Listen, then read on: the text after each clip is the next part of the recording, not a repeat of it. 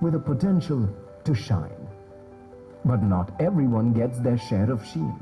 Although every year around 120 million Indian students seek admissions in the top institutions of the country, only a handful manage to get to the top ones, such as IITs, NITs, AIMS, Loyola, Nizam, Presidency, SRCC or St. Stephen's College, as there are not enough premium institutes and thus not enough seats for everyone. Majority of students settle for less. Despite their competitive potential, millions of students compromise with an undesired institution or course, leaving behind their aspiration of accomplishing globally recognized education in its true sense. But then, why compromise with less in India when one can be globally competitive? Meet USA UnivQuest. USA UnivQuest brings a launchpad for the students to reach global institutions by providing them with comprehensive training programs, leading to successful admission and scholarships in the top universities of the world, thereby ensuring accomplishment of their academic and career goals.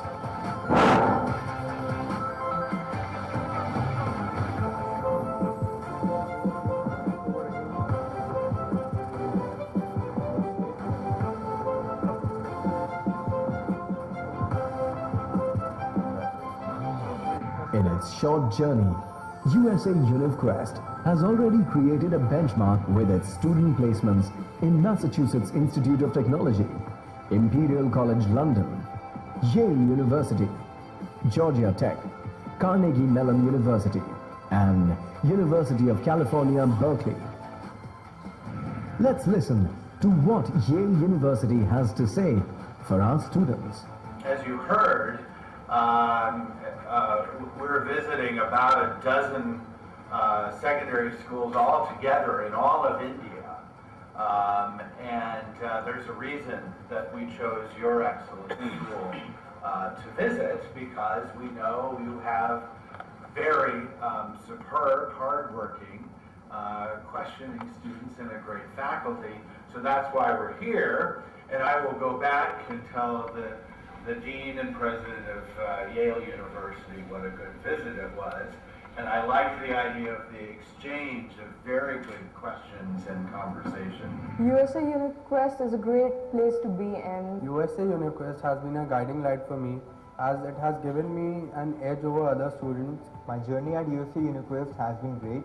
Actually, you won't feel that you have a gap between like a teacher or student margin over here. I have a SAT score of 2200. I'm expecting a score of 2200 plus. I'm expecting 2250 in my SATs.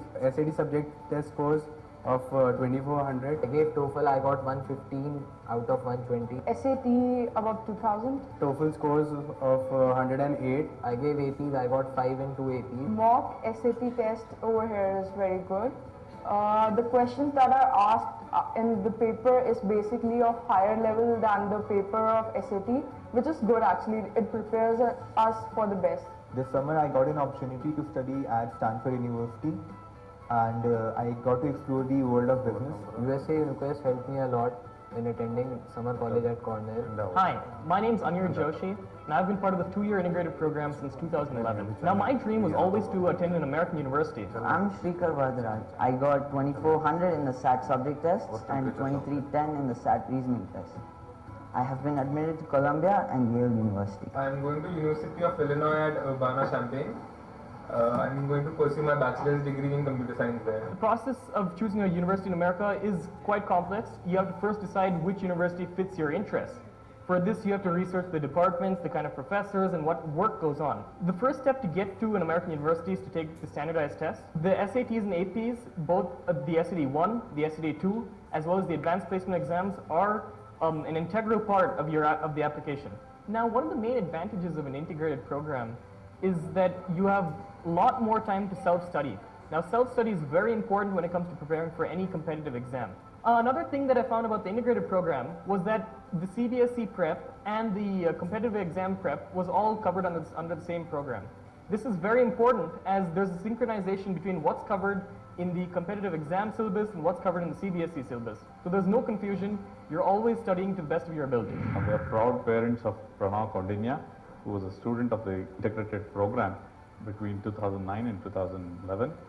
Currently, he is pursuing his undergraduate degree from MIT in Electrical Engineering and Computer Science. This UnivQuest program, most of it is taken care of by them, and the admission counseling that they would do would really help the application process to be smooth and convenient. Supported him very ably in securing very good marks in SAT 2. He got 2400 on 2400 and also got a very good score in SAT 1. In fact, I am considering UnivQuest very seriously to choose for my second son, who is in the 11th grade. Now, ask yourself, do you wish to be a true global citizen? Do you wish to start your career with a six-figure salary? Do you wish to learn and grow with the minds that would shape tomorrow's world? Then, it is not the time to think anymore. It is time to act. USA Uniquest is your answer.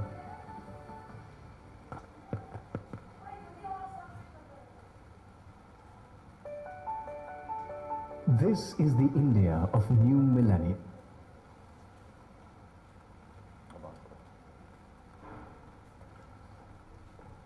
A very good afternoon to all of you.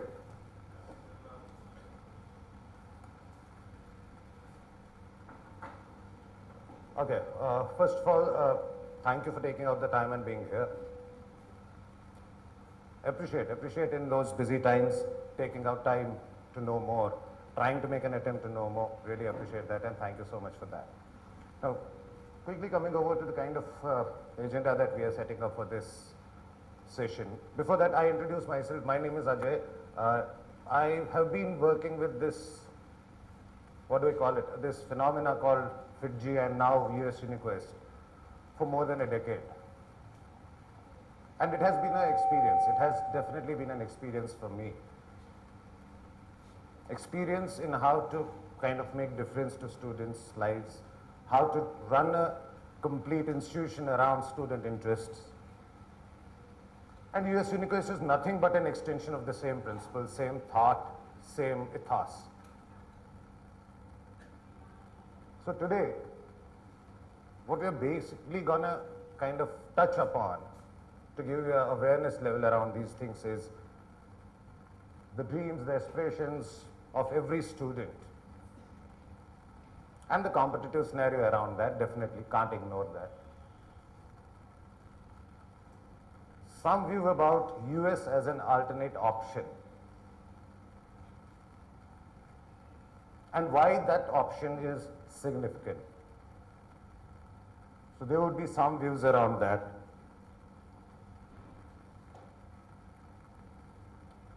And what would be the USUQ role in enabling all this?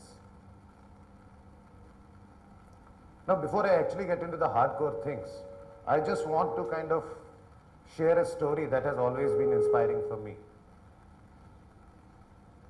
This is a scene enacted every day morning, the moment the sun rises in the deserts of Africa. There's this lion who wakes up and starts to run in search of the next prey. He has to have a meal. Same morning, a gazelle, a kind of a deer, heron, also wakes up and again starts running. He is running because he knows the lion is running for the prey. And the best part is, this gazelle is not running away from the lion actually. He is not wanting to outrun the lion.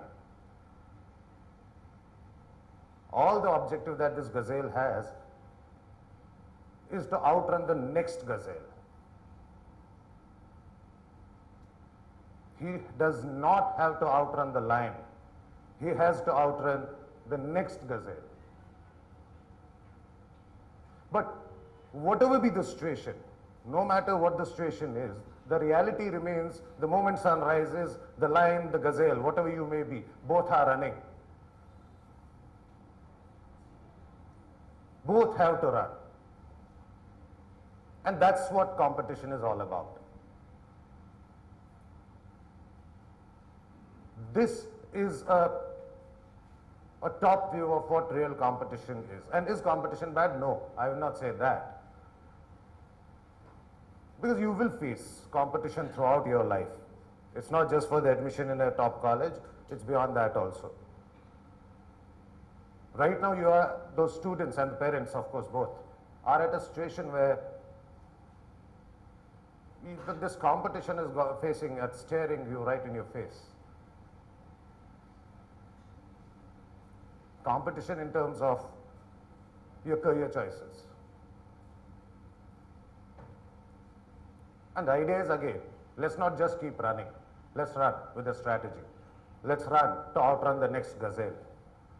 Let's run to reach an objective. And before we do that, let's just have a quick look. Any career success, two key things: the learnings that you have accrued and the application of those learnings. And how to get the learnings? Good high school education. Everybody knows the value of school education, no denying that. Choosing right stream, good quality college education. Critical for the right learning. And application in terms of internships, soft skills, usage of what you are learning actually in your real life scenario, that will be the application part. And here I would specifically want to touch upon this choosing the right career, choosing the right stream.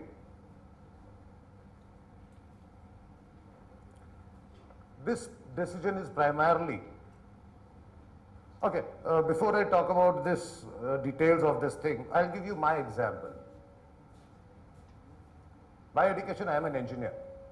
I am a BA in computer sciences. When I was in class 12th,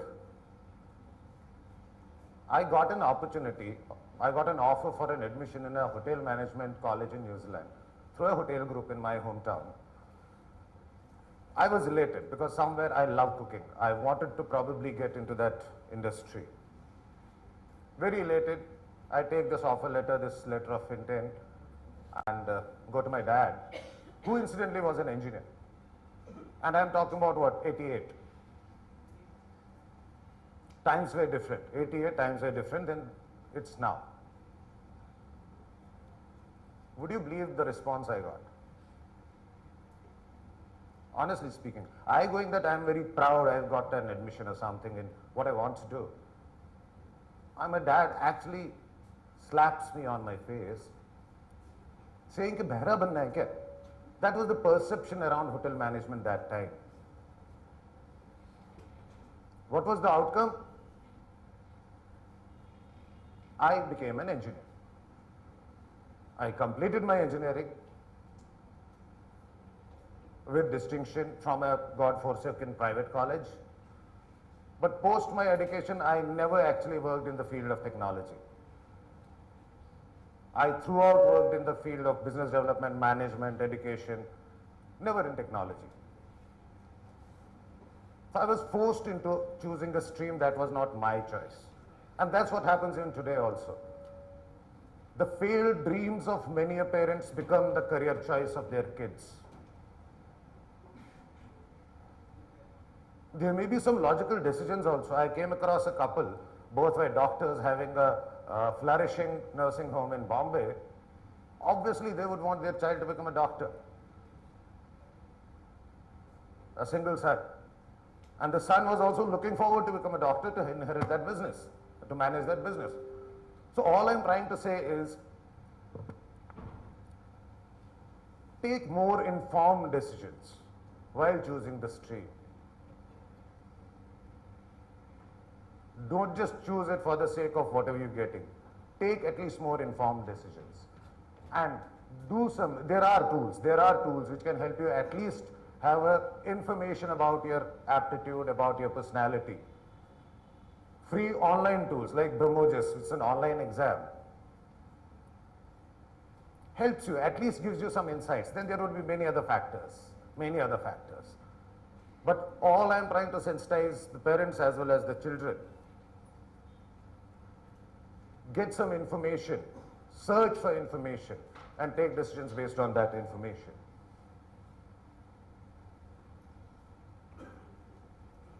And a quick view of the competitive scenario today. Chosen whatever career stream you may have chosen. The second bit of information you actually need to have is, fair enough, I want to do commerce, so where from? Which institution? Which college? And how do I know about, can I get in? What are my chances? Across streams, take engineering, an intake ratio of 1.7%. Out of every 100 students appearing, 1.7 students are taken in. AIMS, you can see, every 201 student. Humanities, let's talk about humanities. Typically, even now, the mindset is that in a school, the highest percentage getting students would get science or medical, non-medical, sciences, then commerce, humanities, arts would come somewhere in the end. But even in the good colleges, known for their humanity programs at graduation level, the cutoffs are 98.25 in your class 12th. Commerce, we talk about 99.25.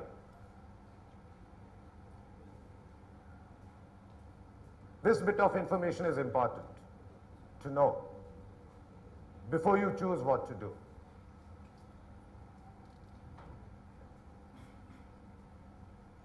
And here again, please look at across streams. The situation we're talking is across streams.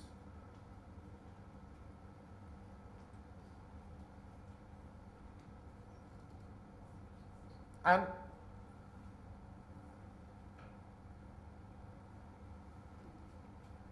it's not going to get any better.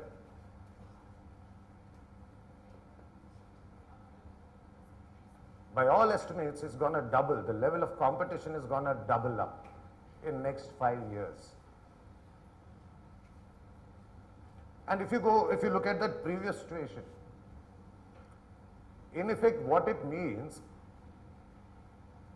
is for any student to be able to get into the top probably 5, 10 colleges across the country, across streams, they need to be among the top 2% of the entire student universe. Entire student universe, top 2%. That's a reality check we need to do ourselves. And one very simple way of doing that is, let's check, am I among the top 2% of my class? Am I among the top 2% of my entire all sections put together? Top 2% of my school? Whatever level.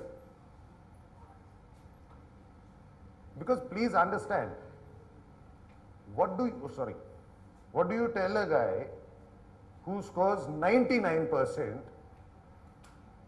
has an aspiration for commerce, but cannot get into the best college in the commerce?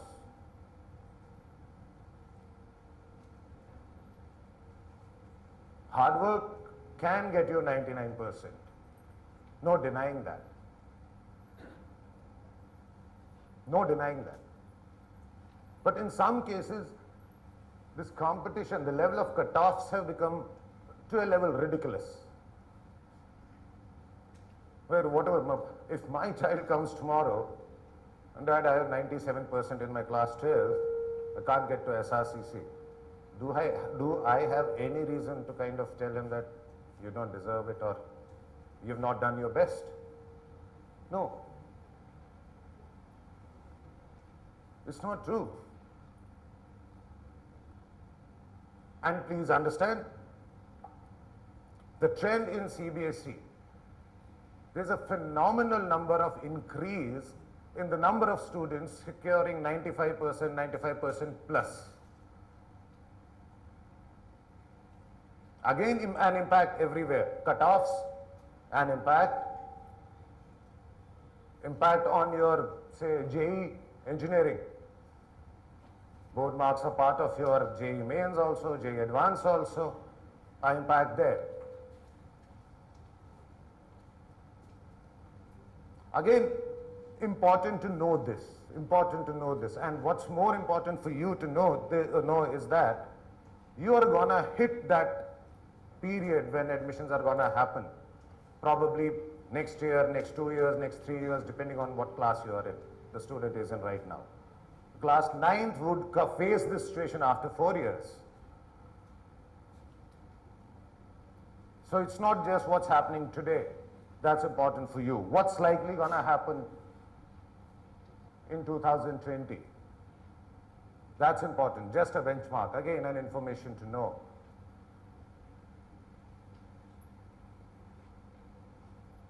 The overall gross enrollment ratio is to exceed 25%. Data. But what it means? Two things. One, some good work is happening at a school education level in terms of making education accessible to the entire population. Kudos to that. Two, by 2020, there would be 40 million students eligible for higher education, which right now is 14 million.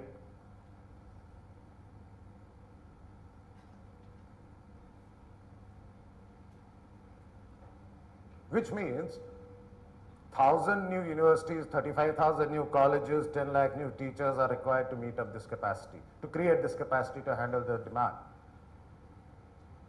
5 years. We're talking about 5 years here. The impact on you as a student who is going to face that situation, competition is going to get even tougher. The intake ratios of 1.7 and 3.5% that you saw in the previous slide is going to change.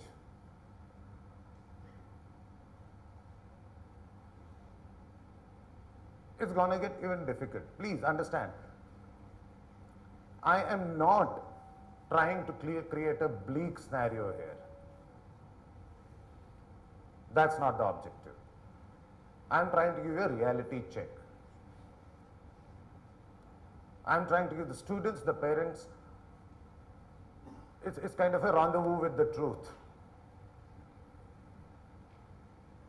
This is real. The data is there. These are not perceptions. This is what's happening today, and this is going to happen down the line also. So it's a reality check. Nothing is kind of bleak or anything of that sort. We'll talk about that, but this is a reality check.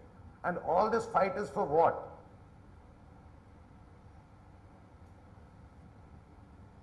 All these kind of percentages and cutthroat competitive scenario that I'm talking about is for what?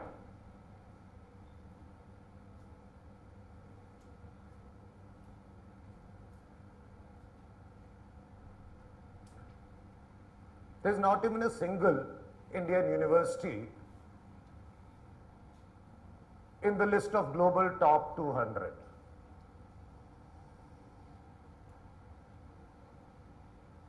This again is a reality. The best ranked college,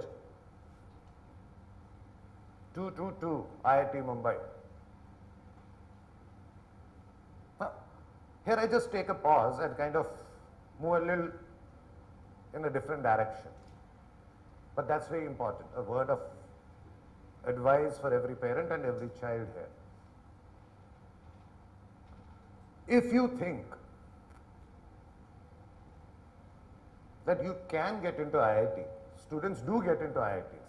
ऐसा नहीं है नहीं जाते हैं. There are 10,000 or 9,000 students who go to IITs every day, every year. So if you think you are among those, my sincere word of advice, go to an IIT. And then only think of something abroad.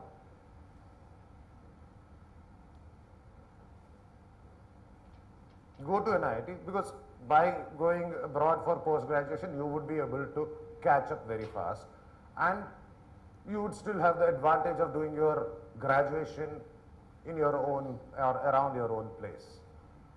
But do that reality check, for which I have given you some bit of information in the preceding slides. So the reality remains, Delhi University, which has a cutoff of 99 or some percent, ridiculous 99% cutoff, is ranked 421. You have 420 better universities than Delhi University available somewhere in the universe.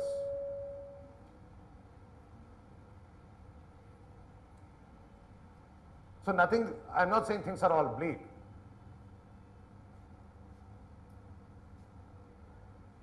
Now, having said this,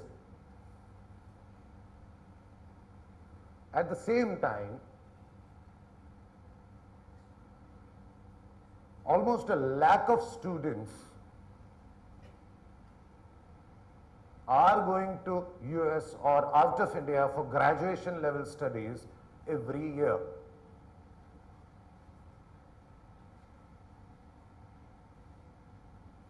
Probably these are the people who have done that reality check and not accepted that possibly bleak scenarios for themselves and have created a promising future for themselves. They have chosen not to get stuck by the competitive scenario, which is beyond their control. And this number is going to go up. Students are moving out. The whole idea of sharing this information with you is that people do realize, many people have realized the kind of competitive scenario that exists here, which does not enable a fitment for you. It's more an outcome of statistics and numbers. In that situation also, there is a lack of students every year who choose not to accept that. Students like you, regular students,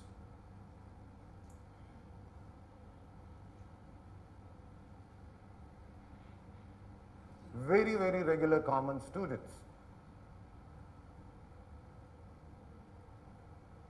Divya, 85%, class 12th. 10th may have been something around probably 80, I'm assuming, but 85, class 12. Let's see, where could have she gone in an Indian situation?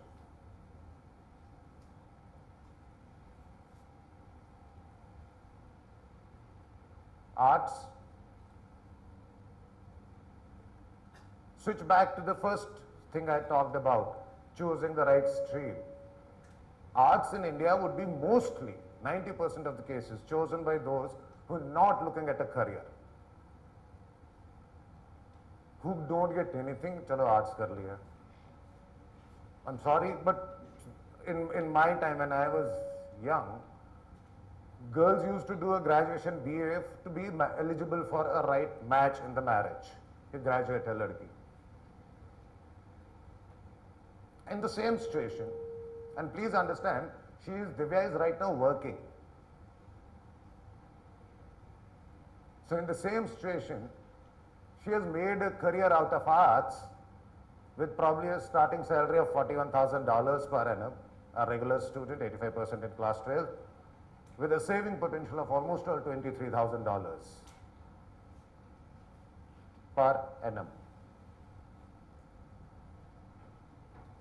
Just imagine the future of the same Divya if she would have gone for arts in India from some God-forsaken Shahid Bhagat Singh or some other college.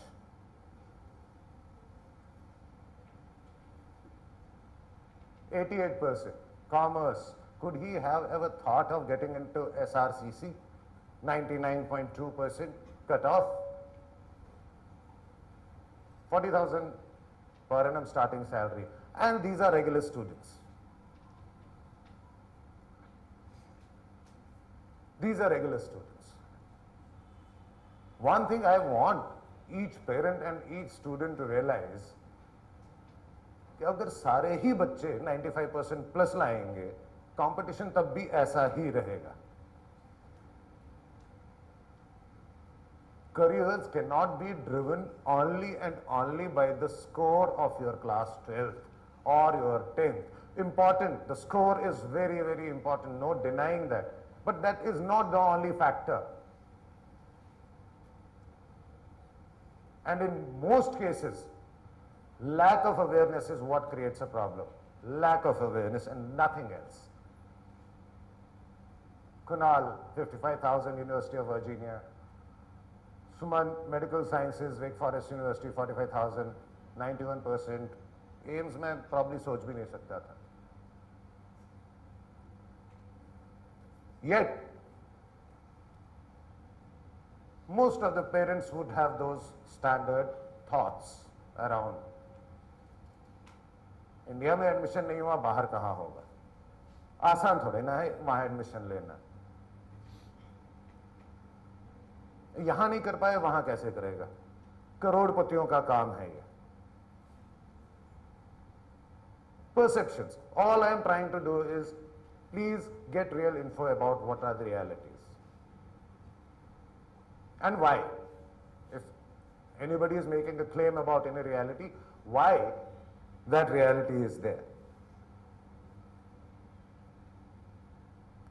And very genuine, I will not discount that, very genuine two factors.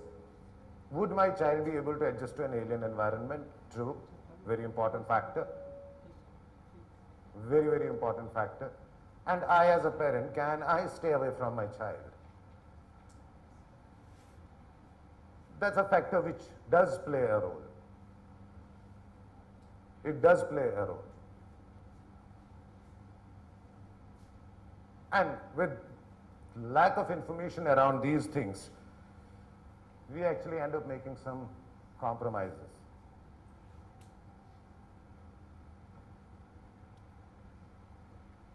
IIT के लिए try करो, NIT तो हो ही जाएगा. NIT नहीं हुआ, चलो मणिपाल कोई प्राइवेट कॉलेज में तो हो ही जाएगा. तैयारी तो IIT के लिए करो, बट मणिपाल हो जाएगा. My own nephew, my real sister's son, I think some 10 years back, he had taken non-medical, wanted to become a doctor, went to Akash for coaching, appeared in that PMT, and it's actually real. Qualified for AFMC, Armed Forces Medical College, Pune. Probably the second best college in India. Couldn't qualify the interview round. Very clear objective. I'll take a drop of 1 year and attempt again. Next attempt, cleared the qualifying round also. Now luck played a role. He failed the medical. They have a medical, since it's an armed forces college, they have a medical test. He failed in a medical test. Couldn't get into AFMC. Now the interesting part begins now. The interesting part is, as a plan B, my sister and Jiju had told him to take the optional subject as mathematics. After 2 years when this happens, he quickly appears for an entrance test of MIT, Manipal Institute of Technology, for an engineering using his maths paper, and ends up becoming an engineer.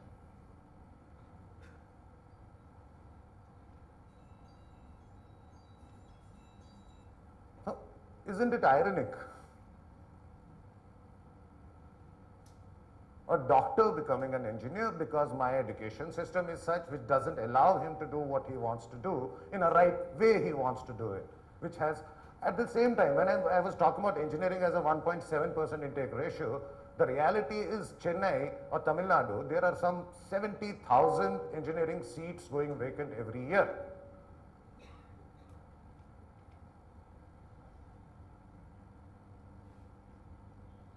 And there would be some 40,000 similar seats getting filled every year.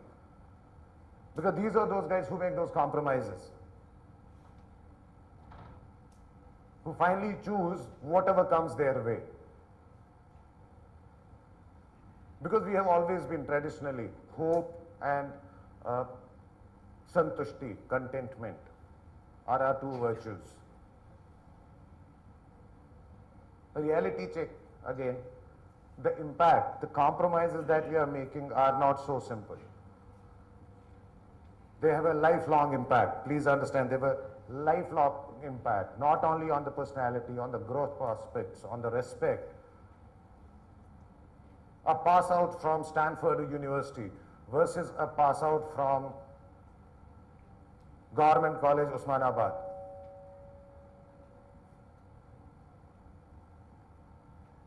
There's a difference in the profile.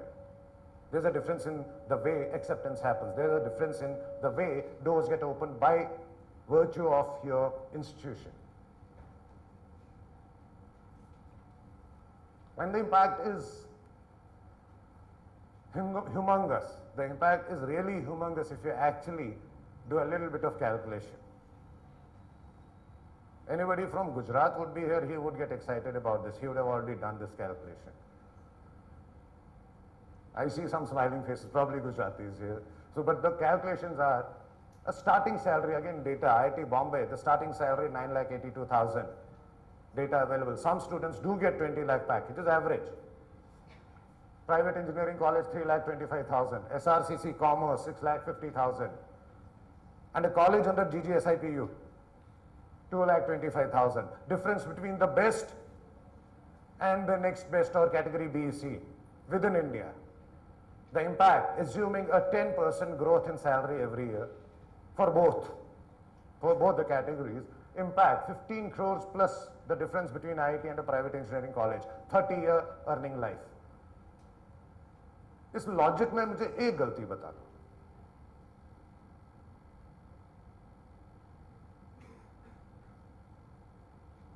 How comfortably do we accept a situation, ठीक है, without realizing a sheer financial impact of that thing? Again, 92 crores between a private college in India and a good university in US. 92 is a humongous number, 92 crores. And it's all calculator, you can check it out. This is all data.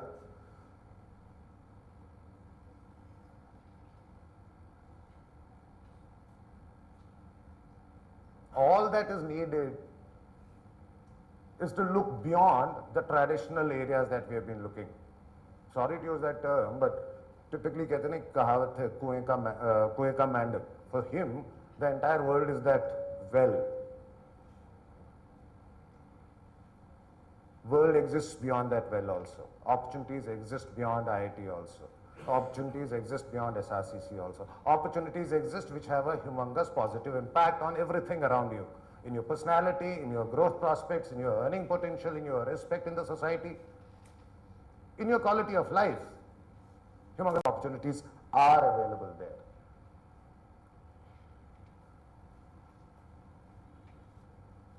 And of course, these opportunities, a majority of those opportunities are in primarily USA. With the best quality of education, consistently have been the highest rankers in the world rankings. Some numbers are already there, 8 of top 10, 27 of 50 are in US.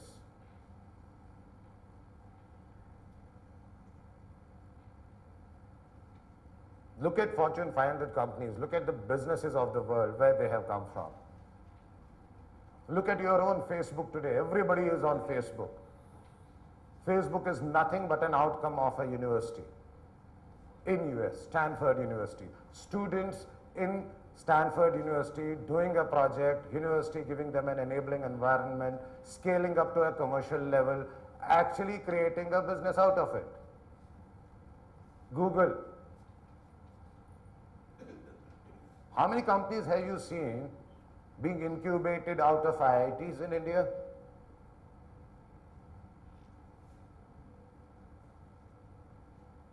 Application of learning, right career choice. Remember in that slide we had talked about? Connecting your education to opportunities. Every Fortune 500 company probably is based out of US.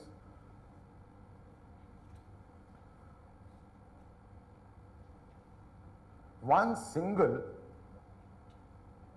application procedure catering to a majority of top universities. A quick question may be that there would be, okay, you're talking about 27 out of top 50 being in US, 23 bahar bhi kahin hai. I'm still talking about US. The reason why I'm insisting that US is the opportunity because one single preparation system, one single so-called entrance system makes the largest number of top colleges available to you. I think probably around 200 plus universities out of top 500 are based in US, which has a common application process with certain flexibilities, but entrance test ek hi hai. Entrance test ek hi hai. 2,800 four-year colleges in USA.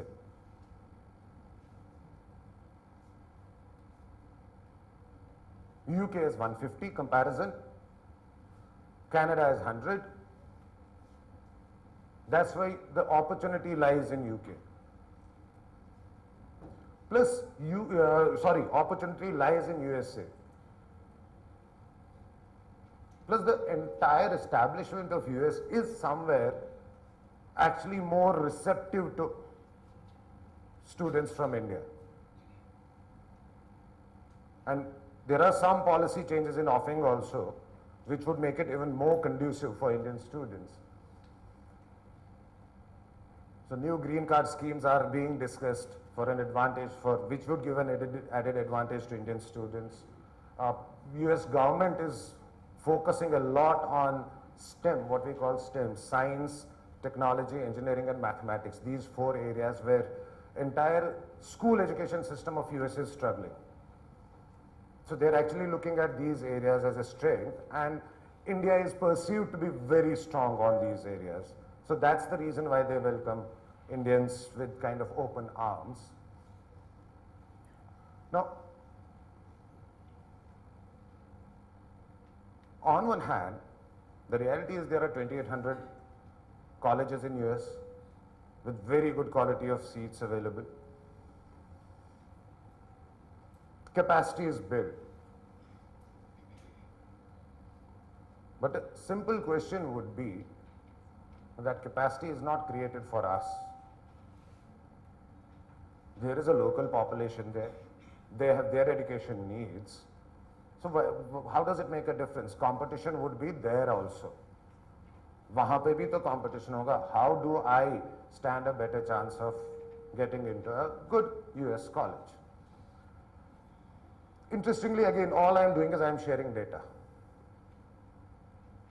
I'm actually sharing data of few of the universities with their acceptance rates and the average salaries. The vertical is acceptance rates in terms of what's the percentage of students they accept out of those who have applied, which is typically 1.7%, remember, in IITs, 0.5% in AIMS. Now, if you look here, University of Chicago, somewhere close to 8.25%. Out of every 100 students who apply to University of Chicago, more than 8 students are granted admission. Out of every 100 students who apply in IIT, 1.7 stand a chance to get admission. Harvard, 6%. Stanford, close to 5%, 5 point something. MIT, almost all 8%. This is actual data. And here I'm not talking about the salaries. Salaries is understood. This was all the types of streams, engineering, medical, arts, commerce. Across a trend acceptance ratios. Across a trend.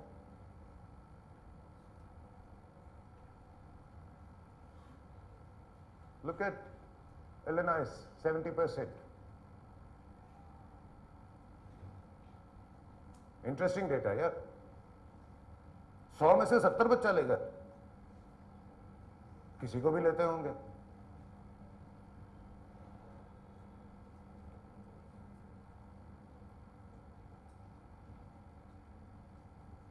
All these, the first slide where I've talked about percentages of almost 5 to 10% acceptance ratios versus average 1% in the top colleges in India, please understand, these universities are either Ivy League or top 20 universities, top of the league universities of US.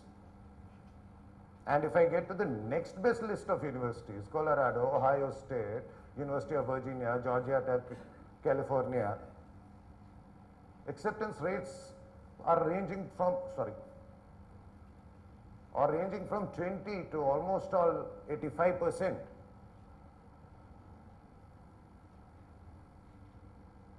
Interesting data.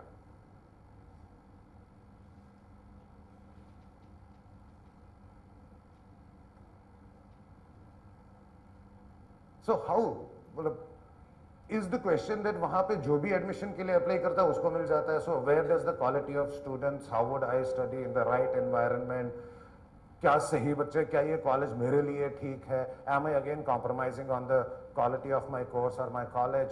These questions should come in typically for an Indian where he sees, 100 में से 70 जा रहे हैं तो कुछ गड़बड़ इस college में है. अच्छे college में तो बड़ा competition tough होगा. That is a typical thought process that we would have. Correct? But these percentages do indicate that. Now, we would come to that, but do keep this thing in your mind. The acceptance ratios range from 10 to 80%. In colleges, probably better than the best colleges in India. Please note that. In colleges, better than the best colleges in India. So where is the secret? Excuse me, the salaries that you mentioned are the starting salaries? Starting salaries, yeah. Everywhere we talk about starting salaries, even in the context of India, 9.82 was the starting salary. Then for our, just to make a kind of reality face on with the impact, we assumed a 10% annual growth in the salary to arrive at those 92 crore or 15 crore figure. Both standard. So what's the secret? What makes it possible to get into colleges better than the best in India? For a student like Divya who had 85% in a class 12, when in India probably she had no possibility of getting into a decent college. Just a snapshot. Very high acceptance rates, which we have seen in the data, more than 2,800 good universities and colleges in US. All this coupled with the fact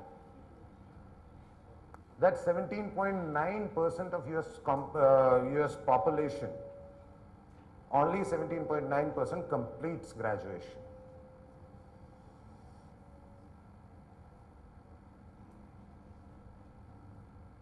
So it's not that there is a huge kind of chase behind the scenes like in India. The only way in India a student from a middle class, average middle class can actually take any life-defining decision is through education. मैं अगर IIT में गया तो मेरे आगे की 4 generations की, आगे की सारी generations की life सुधर गई. That's also a reality in India with majority of the cases. वहाँ उतना crisis नहीं है. उसके कुछ reasons है. If you have to move out of your state, you would be treated as your fees increases phenomenally. So every person would want to look for opportunities within his state only. And this cultural thing of starting to earn and opportunities to earn being available right from the beginning. And most important is socially it's very, very accepted there. Not to be an engineer. A carpenter is equally respected there. You may call for a carpenter in US and he may come driving probably a E-class Mercedes. A plumber has to be respected there with proper professional approach, and a plumber is a sought after commodity there. Vocational studies are respected there. Population is low. Financially, economically, there is a surge in the country, always been. So all those vocational courses, I can make a wonderful life being a carpenter also there. Incidentally, I had a gentleman, I won't name that company, but he was running a franchise institute in India, in some state in Punjab. A franchise of an educational institute in a very small town in Punjab, which required an investment of some 10-15 lakhs. And his normal routine used to be 6 months he used to run that franchise center here, 6 months he used to go to US and drive a truck there. Because trucking is very, very kind of paid, highly paid there. So he had a standard route, 6 months there driving a truck, 6 months doing a business in India. All I'm trying to signify is the opportunities lie in vocational also, and locals are more excited towards that. Locals are much more excited towards that. And that's the reason these universities are there looking out for good quality students. But that doesn't mean that they would take anybody and everybody. There are cases where despite 70% acceptance ratio, the university would not have filled all its seats. They would still leave some seats vacant. Despite 2% or 4% or 5% acceptance ratio, university still would have left some seats vacant possibly. They couldn't get the right candidate. Fortunately, the entire screening system is tuned to a way where they do have enough flexibility to choose the right student. So it's not that, and this is more for the students staying in this hall. Having said that, Divya went into a US university with 85% does not mean that she had not to work hard. She had to understand the process there, what it takes, what they look into, what I want to do, how to prove those credentials to the university. She had put in a lot of planning and a lot of hard work behind that. And more than hard work, being aware.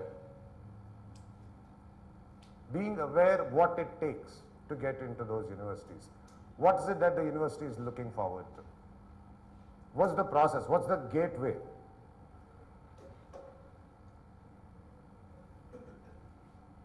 A typical view of what are the admission requirements at any US university. Primarily five things. This is something which is like an entrance test. कोई एक test देना है उसका कुछ scores है, multiple options. There is a TOEFL, which is an English language test, then SAT score, SAT subject, AP. Now, out of those tests, the first two, that is TOEFL and SAT, are mandatory.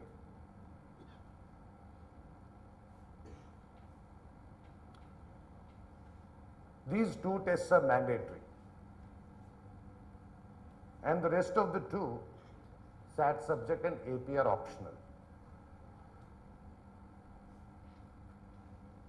Optional in the sense, not every university would look for this score.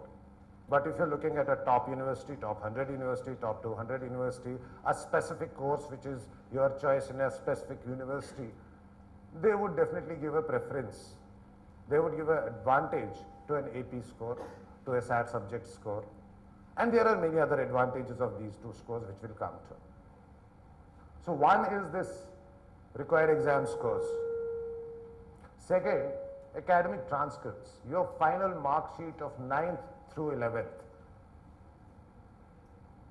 9th through 11th. How has been your school performance? ऐसा नहीं कि 85% दिव्या ने लिया तो बस अब मैं पढ़ना छोड़ दूं, 80 भी आएंगे तो मैं तो जाऊंगा ही जाऊंगा. No, it will matter. They do, every university does give a weightage to 9th through 11th transcripts. Extracurricular and cultural activities. Very important for some universities, and if you have, it always helps. And these are something which you have to actually prove to them. It's not that you say, जी मैं अच्छे गाने गाता हूँ, or I am a good performer, I do perform at my marriage functions in my family or something. No, this has to be proven. You are a member of a school dramatic club. That's the category.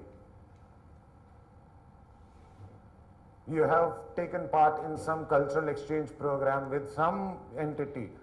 That would count. You have been part of an NGO doing social work in some specific area, definitely would count and would probably give an edge also. And they do look into those things. These are not for form bharne ke liye nahi hai.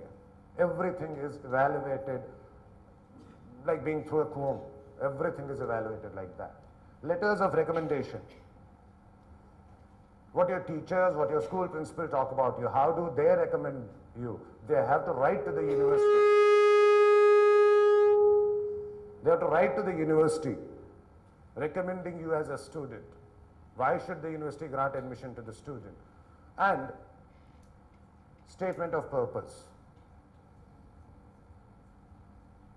Any student who is aware today would know that there would be people who would write the statement of purpose for me. But basically the purpose of the statement of purpose is to assess your purpose. Why is it that you are actually looking out? What is it that you can contribute back to the university? What is it that you can contribute back to the society? What is it that after learning or graduating from this university, you would give back to the entire world? You can come up with anything. It's supposed to be your own vision statement. And a lot of value is given to this. A lot of value is given to this, which typically, if you look what happens at least in India today is 12th tak hope rahi thi. Hope and contentment, I'm always santusht. Asha hai, Guruji hai, Bhagwan hai. Otherwise, where you would find people actually on a TV probably just using a hand and people falling flat that Ashirwad mil gaya, energy mil gayi. But we are always optimistic, extremely optimistic. तुम अपनी मेहनत करते रहो, भगवान है ना वो कर लेगा. क्या कर लेगा यार 99.2% को कहाँ ले जाएगा? So but we still have always that hope कि भगवान है, कुछ होता रहेगा, कुछ हो जाएगा. And till 12th, we are only hoping. Finally, at the end of 12th, when we realize probably, okay, yeah, beginning of 12th, I don't think I can get into an IIT, I don't have a chance, or SRCC is rolled out, kya cut off hai, kaun ja sakta hai isme? Then I start to look at a plan B. Some of those 1 lakh students, most of those 1 lakh which currently go, actually start looking at US studies at that stage. After having, as a plan B. As a plan B. Now in fact, again, as a plan B, when the time you actually switch to plan B, you have hardly any time left. The college application process is right there. There's an early application process in the September of class 12. You would have to apply to have a better chance of admission through early admissions, early application. So you don't have time, you quickly focus only on these two. You know these are mandatory. English we all are good at. एक महीने का crash course English में करके आगे बढ़ दिए. SAT reasoning 3 months crash course, do a SAT reasoning and go to any university that we get.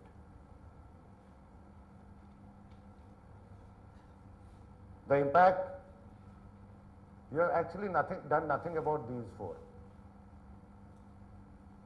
You can do nothing about this now. When you switch to plan B, you are already in class 12th. You have not tuned your teachers. You have not tuned anybody towards getting a very good LOR.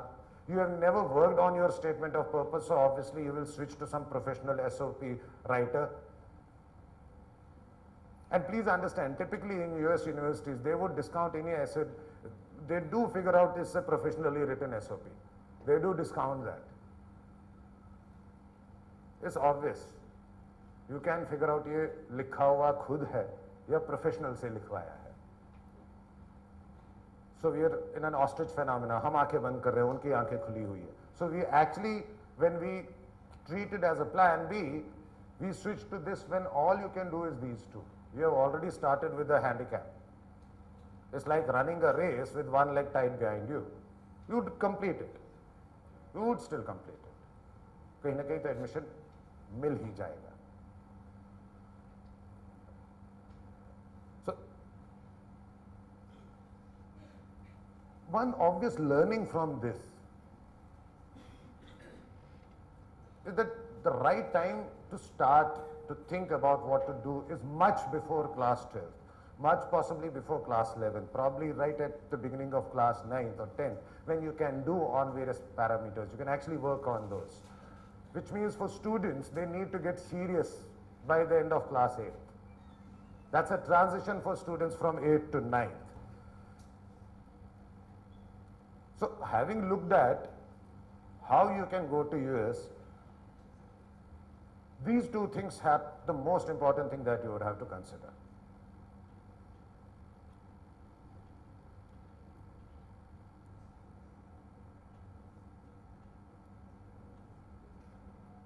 Can my child stay away from me? One, are they emotionally mature? Can I stay away from my child? Am I a matured enough parent? Parent also have a struggle. I would probably feel very difficult living without my child.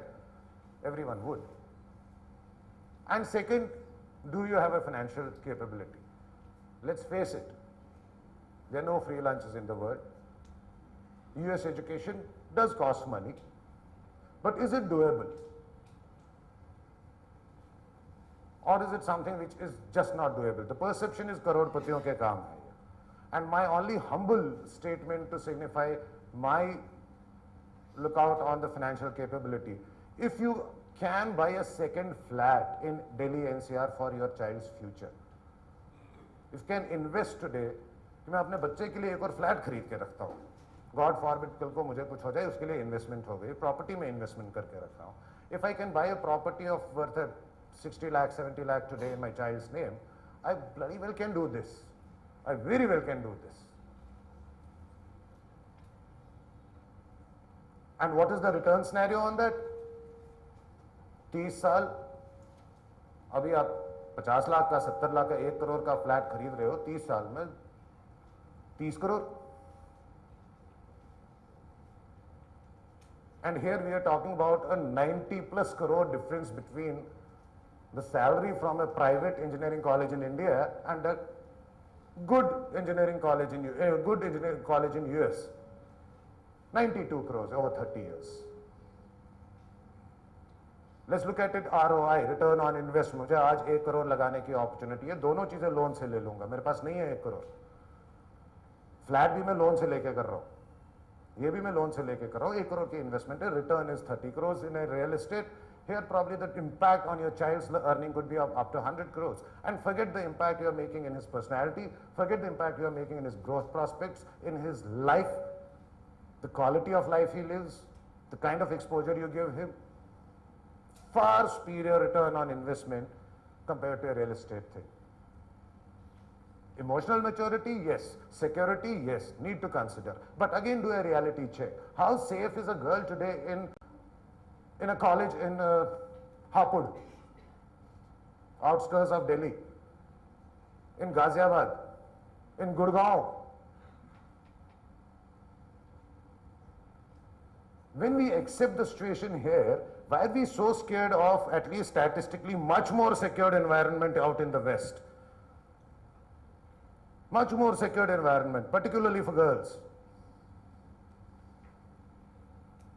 But choosing the college there, you have to consider many things.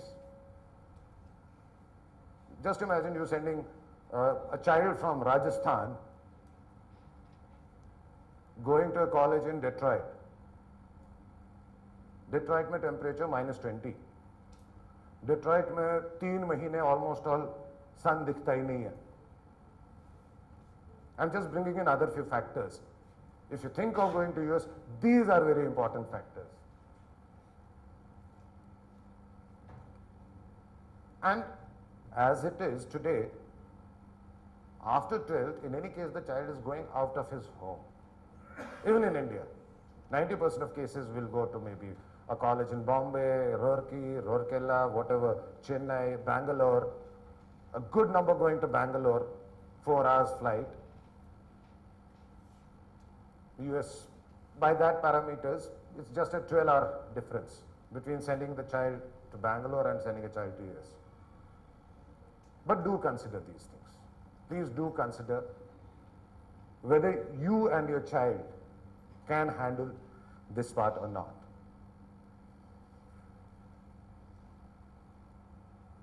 Very quickly, these are the advantages, very quickly running you through them. Transformation to global citizen. Student is tuned to the latest technology. Savings early, very important factor. And why? It's not only that it can't happen in India. It's not that it's just a personality attribute, no. The starting salaries and the cost of living, the parameters around that do give you a saving potential. You would end up saving some amount, so obviously that kind of a personality gets developed. Opportunity to become an NRI. NRI, being an NRI now has all the more perks with Pravasi, Bharati awards and all that thing happening around. So NRIs, you can become an NRI, better health, cleaner environment. And I'm not saying that after this, you actually don't come back to India. We not, some parents may have this thought. वो वहाँ जाके वहीं का हो गया, वापस नहीं आएगा. That's his choice or your choice. We're not talking about that. But do recognize two things. Wherever he goes, be it in India, be it in US, be it in some God-forsaken country in Africa, wherever he goes, he would always have an advantage in terms of the institution he has come out from. He would always have that edge. Because these universities are globally recognized. And today it's not about India. India may be IIT wala samne ho, MIT wala samne ho. Probably a company would prefer, give a better welcome to that MIT guy.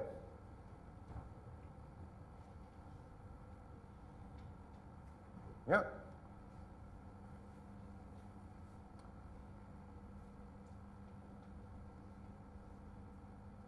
How to start, where to start, when to start. As early as possible. Ideally at the beginning of class 9. And actually look at what is it that I need to do. And whatever route you choose for preparation, please look into the things that we are talking about the last. Does it enhance your child's overall profile? Remember, admission process looks at things beyond the score also. They actually do a profiling of the child. So does this entire training improve his overall profile, and does it build your child's academic rigor? Or the preparation you are taking is just a shortcut method to reach any university in US by quickly doing some mocks and tricks and tips, and because you don't have time, you have started very late. But if in class 9th or 10th or 11th, as early as possible, start looking at a more serious approach of preparation. An approach which would be more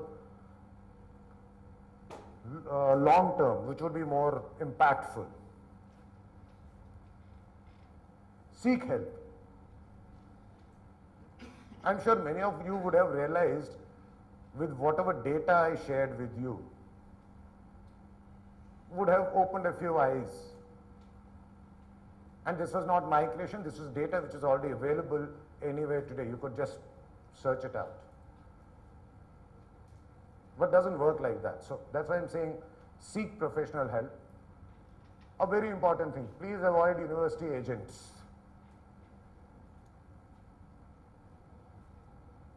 You would find many people, good, small, medium-sized organizations actually promising you a seat in US, giving you an admission in US university and not even charging you a single penny. Very exciting proposition, but please understand, no free lunches. Free mein kuch nahi hota hai. These are the people who have tie-up with universities. Universities pay them $2,000 a student, $1,500 to $3,000 a student, if they get that student, if they get the student to that university. So obviously the motivation for the agent is not what is your right fitment.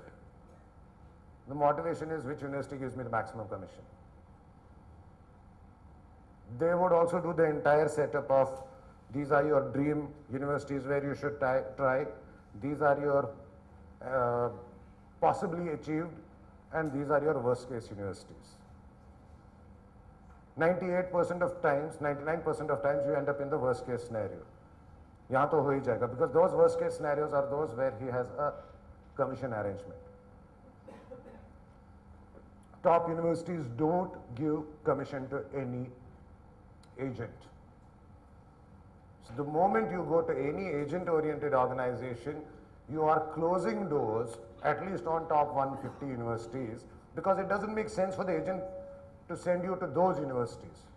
They won't give any commissions. So don't kind of fall for the agent things. Prepare for standard tests. We are used to IIT ke liye 4 saal hum prepare karte hain. Prepare for the standard tests and actually do a bit of study. Choose the interest list of the university. What course you're gonna do. Everything is available today, and professional help will tell you about that. Reputation of ranking, funding policy, credit transfer policy, geography and climate, job opportunities, family ties. I may have somebody in California. Why shouldn't I send my child to university if it's possible close to California? I am from Rajasthan. I should not go to Detroit because climate is very different. So all this information a professional help can provide you. All this information you should consider, and that professional help we definitely say would come from USA Uniquest, which is an outcome of FITG, which has been there for a couple of decades now and focused on the highest level of difficult examination or obnoxiously competitive exam, IITJs in India, helping students right from class 6 now to prepare and have a more fundamentally strong education. So US Uniquest is outcome of that. When we realized that, okay, every student cannot get into IIT, whatever you may do, but the opportunity, gradually you realize there's an opportunity in this area and started helping students towards that.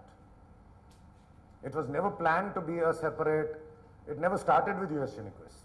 It started with I, as an educational institution, helping my students to look for better opportunities, which they're not able to get through in India. So that was where it all started. And it's the only institute, definitely in India, and in certain levels, no other player has that competence globally also, which have long-term programs for preparation, which are not looking SAT, reasoning, crash course, get into any university. Which looking at a preparation plan. If you've decided I got to get into US, you got to start preparing for your graduation today, right? Being here, you got to start getting tuned to the kind of environment you would face there, the kind of learning environment you would face there. So that's where a long-term approach. It facilitates your shift to a US education system. That cannot happen through a crash course.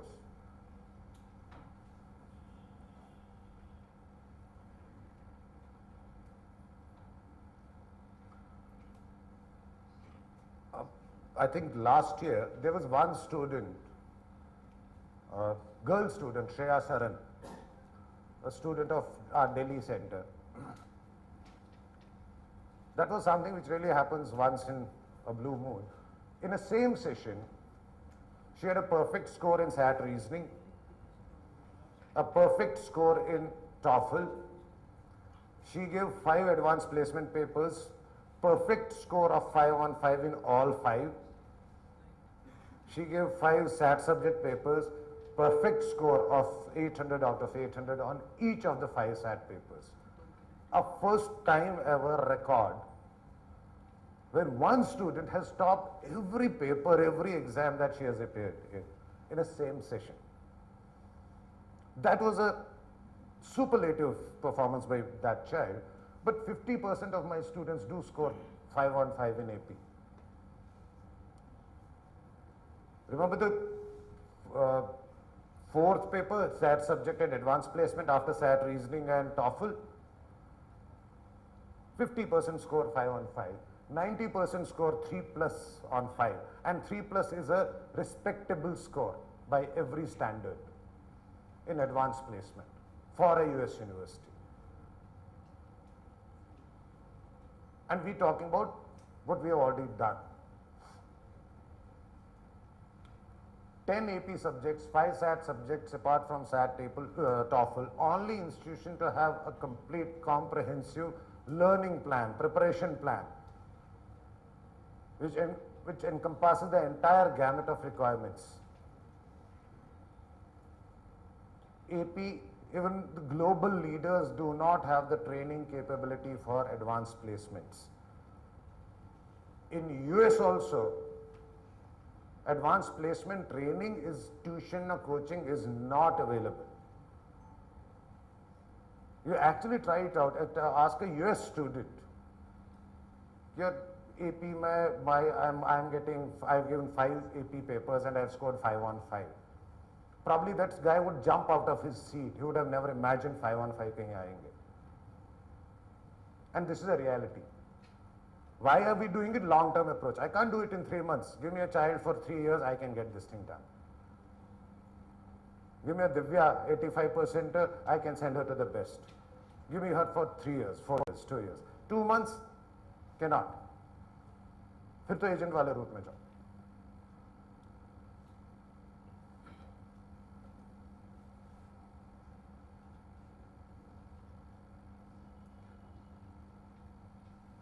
And please understand,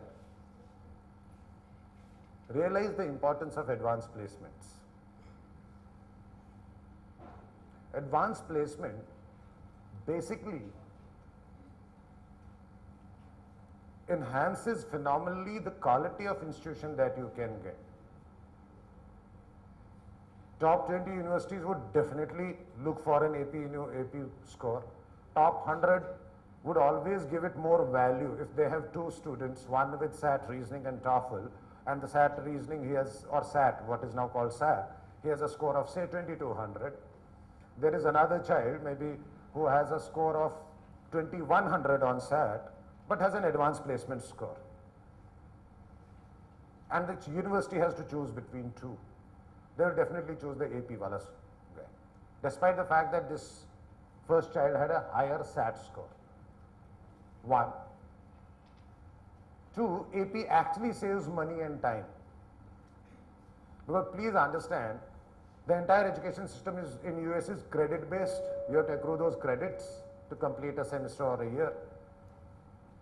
Advanced placement programs are actually part of graduation. When you go with the advanced placement score to the university, they will treat you a pass out in that particular program, which was part of your graduation. You would not have to do that course. You would not be charged fee for that course, and you would be given the relevant credits for your graduation. So which means if somebody does say 12 or 10 or 12 AP papers, extreme case, he can actually complete his graduation probably in 3 years instead of 4. Can actually save a tuition fee of possibly up to 15 lakhs, anywhere between 4 to 15 lakh tuition fee. by only having an AP score.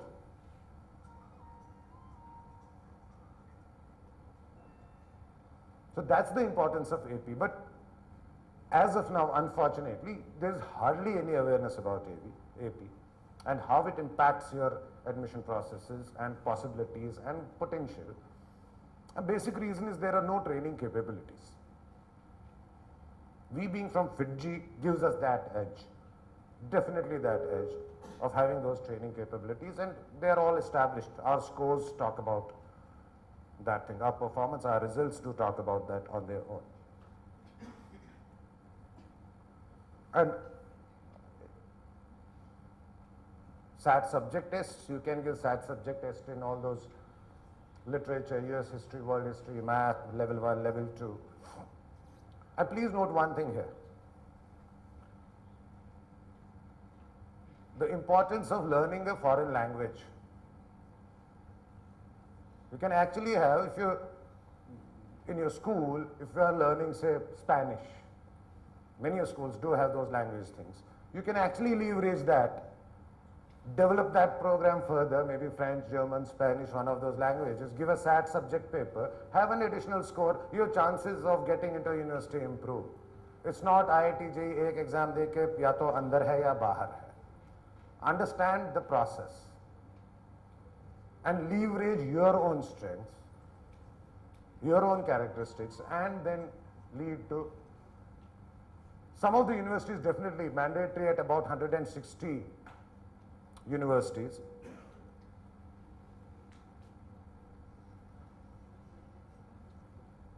And it also helps you to avoid the introductory classes.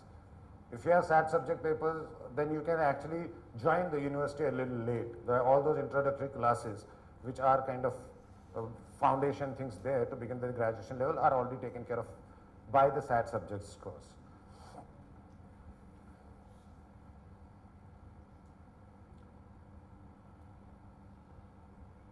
As a single solution provider, US UnivQuest as a single educational institution, we offer the complete works around this entire admission process to US. Be it preparation for the standard exams, 10 AP papers, 5 SAT subject papers, SAT, TOEFL, IELTS, the entire application process. Which university, where to give the application, which university would choose, would be more relevant for me as a student or you as a student. That entire admission counseling process, the entire ideation and edition for application essays, we will not write it for you. We will not write it for you. We will make the student write his statement of purpose. We would only create an enabling environment. Remember I said a system which has an impact on overall personality of your child. So it's not shortcuts, it's not I spoon feeding. Student will have to work, but I know that students would enjoy this kind of a preparation. The entire visa application, the entire process of giving them a background about what is the US education system and what they need to keep in mind. So this entire solution offers that right from class 9th, students from class 9 till class 12, entry at class 9, 10, 11 and even 12th level.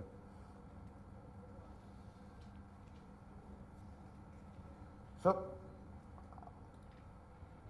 here I would like to close with one thumb rule, which I strongly believe that every student, every parent should have a basic thumb rule, whether to go to US or not.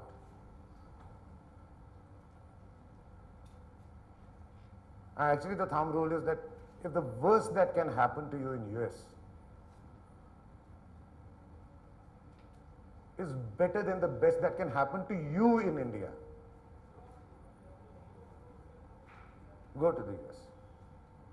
वहाँ का worst, what I want to say, वहाँ की lowest rank college भी probably, not probably, definitely would be far, far superior rank compared to the college I will get in India.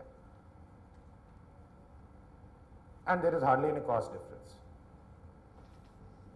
Medicine में, just check it today, आज की date में, what's the capitation fee of an MBBS in a private college? What's the capitation fee for an engineering management's quota. I had a colleague, Poonam. Her daughter went to London School of Economics for a 2-year program.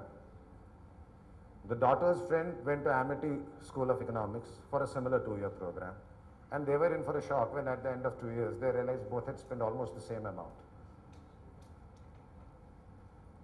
In London School of Economics and Amity School of Economics. 17 lakh or something was the fee. Both had spent the same amount. So please be realistic. Please take decisions based on information rather than feeling. Please cross-check everything everyone says, including me.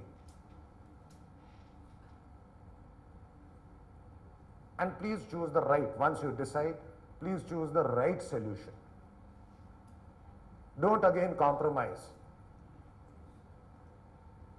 Let's get out of our comforts. If I have to go to US, let's go to the best in the US possibly, because fortunately there the chances are I can. I cannot do that in India. I want to aspire and achieve the best in India. Can't. Okay, US gives me an opportunity. Why should I settle for anything less than the best? And a key starter. So thank you so very much for spending the entire session with me, being such a beautiful audience. Anybody has some questions, please feel free, and the microphone may be given, maybe passed on. Yeah. You said the right time to start is somewhere around 9th standard. My son has already passed 10. So is that something that I've missed? Okay, you're late, but then you still have time. So is it good enough? I mean, 11th Good onwards, enough, good is it enough. good enough? At least 11, at least you have 2 years. You can still plan for AP papers, you can still plan for SAT subject papers. You have still 2 years. 1.5 years, in effect. Not even 2 years, 1.5. Yeah, and the opportunities you're talking about are equally good for all streams, science, All maths, streams. commerce, everything. Oh, all streams. That's the beauty. Please understand, that's the beauty. There you have an education system where you can actually do 2 courses simultaneously. Here, if you have chosen, a very relevant example, if you have chosen commerce in your 11th and 12th, can you think of becoming an engineer? Not here. Not here. You actually can become an engineer in US. I studied commerce in 11th, 12th. You'll have to work a bit. You'll have to clear some SAT subject and AP papers relevant to engineering to build your claim towards engineering, your capability to study engineering. But it's doable. India, even if you can want to do, the system doesn't allow you. And opportunities exist phenomenally across all streets. Yeah, there was a question from the back. Can you pass on the mic from there? उधर हाथ हिला रहे हैं, उधर दे दीजिए.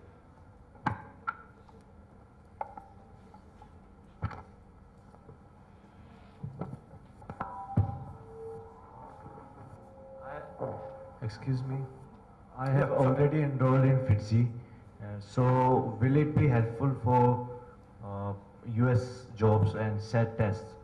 Okay, you're already part of FITZI. Obviously, you want to get into an IIT.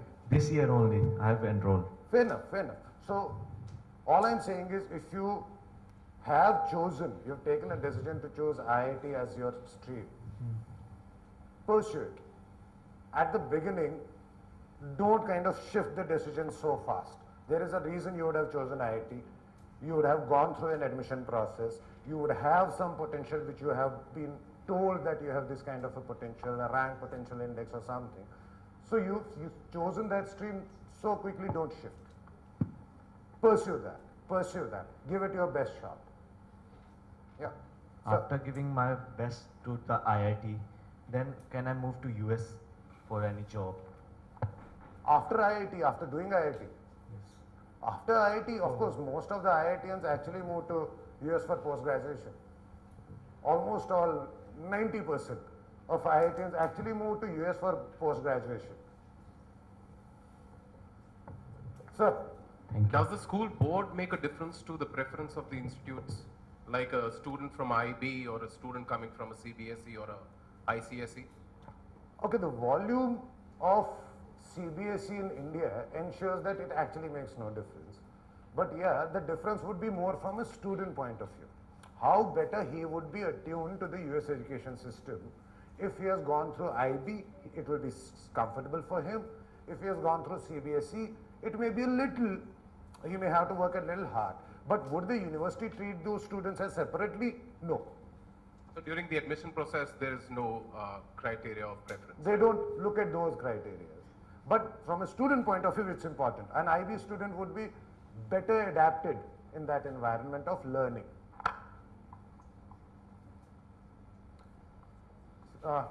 Here.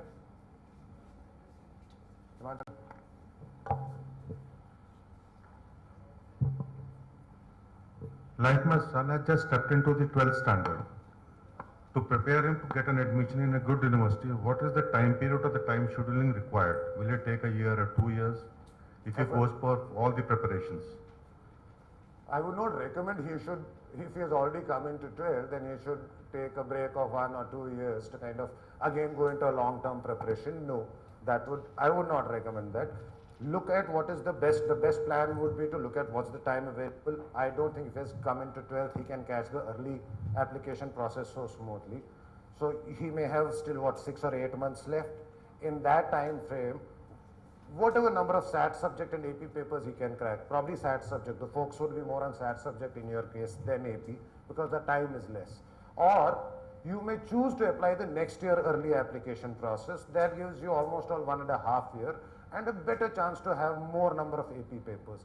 Beyond that, I would not recommend any delay. Okay. Thank you. Yeah, here. What is the daily effort required actually to pursue these courses along with the studies? Okay. Look, depending on the center, there would be 2 formats of studies available. One is an integrated format of studies where the student's entire schooling and this preparation is integrated into one single platform. As of now, that is definitely available in Hyderabad, in our Hyderabad center where we have an integrated platform. So there it's regular, your 8 hours of school takes care of every aspect of teaching or institute-based coaching, then followed by a self-study. Now, when I talk about self-study here, in an IIT JEE environment, I would say for every 1 hour of classroom inputs, the child would require more than 6 hours of self-study. Here, that 6 hours may come down to 2 hours, but it's not a cakewalk ki padhna nahi hai. More from a student's point of view. The only difference is yahan pe padhoge to definitely kuch achieve karoge. That is sure. If you're focused, they are sure that you would have an optimum success. यहाँ पे आप पे पास वो pressure नहीं है कि मैं 99% लाके भी can I get into an SRCC. वो प्रेशर इधर नहीं. You do your best, you will get your best. Yes, you'll have to work hard for that. You'll have to strategize for that. You'll have to plan for that. No doubt about that. Yeah. So my question is like, how many hours of effort or study, I mean, from the institute side is required on a weekly basis? Institute would give in a non-integrated format. We typically give 2 hours every alternate day. 6 hours a week. 6 hours a week. Yeah. And accompanied by, and what is the typical effort that is required on a personal basis, after this 6 hours a week? So I would say, that's why I said, for every 1 hour of classroom teaching, typically we would say 1.5 to 2 hours of self-study. Typically about 2 hours. Okay. So अगर मैं 6 हफ्ते class में पढ़ा रहा हूँ, so 9 to 12 hours self-study in the same week. Yeah, 6 hours a week from the institute and 12 hours personally. Self-study. That's right. I have entered 11th class right now and I have chosen commerce. So are there any opportunities for commerce in USA? Of course. Like better than India and much more? Definitely. Definitely. I gave you an example of, I think Divya or one of those girls who was a commerce thing with 88%, not Divya, I think Abhijit, guy student, commerce 88% in his 12th, could not have thought of SRCC here, but went to some, I think, one of those University of Virginia in US and have $50,000 starting salary. Please understand, commerce is not the way in India commerce in India is, जिसके science नहीं मिले school में तो commerce ले लो, वहाँ पे probably commerce की value ज़्यादा है. Look at the entire investment community, merchant bankers, the financial institutions, everybody requires commerce, guys. Huge value for commerce people there. So do I have sufficient time to prepare for SATs and? Yes. Right in the big, you started, you just entered class 11, you still have sufficient time to do your optimum best. Have some AP papers, have some SAT subject papers, in addition to reasoning, SAT. Thank you. Thanks so much. Excuse me, can you give us some idea about the fees structure for doing engineering from the top 100 ranking university in USA? Typically the tuition fee structure in US would range from 15 lakh to 30 lakhs per annum. 15 to 30 lakhs, zero scholarship. Whenever today I am talking to parents, I always say you got to plan on the basis of a zero scholarship. Scholarship मिली वो bonus है, मिलना आसान नहीं है, मिलती है, but it's not so very easy. So from your planning perspective, you should always plan it as a zero scholarship thing. But things are today are financeable. So in fact, we would have our partners, our finance guys also with us, Credila, which is an HDFC group company. They're also with us here, who are actually looking at helping students to realize their graduation courses in US by financing their tuition fees. And with USA Uniquest, we are actually having a further arrangement in terms of they offering a complete financing right from the coaching to the US education. Even the fees that you pay to US Uniquest, they are financing it, looking at the potential. So that solutions are available, financial solutions are available. And not only Credila, you yourself, most of the parents would actually look at their own resources. India is a very typical country. Somebody sells a piece of land and the entire thing is taken care of with the kind of situation we are in today. So it's not something which is really not doable for a person, any person who has a salary bracket of annual bracket of 20 lakh upwards can do this. Definitely can do this. But yes, it does cost money. Let's not close our eyes to that.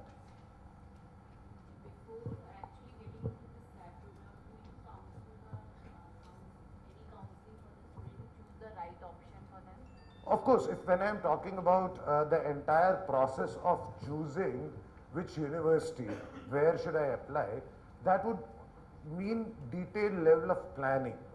What is it that you want to do? Incidentally, the way we start our program is through something we call as goal setting. After enrollment, a student, when he joins the first class, before that, there's something called goal setting, where every child's individual plan is made. Every child is different. One child may have a target to get into computers in Stanford. Somebody may want to get into arts or dramatics in New York University. Different goals, different universities, different requirements.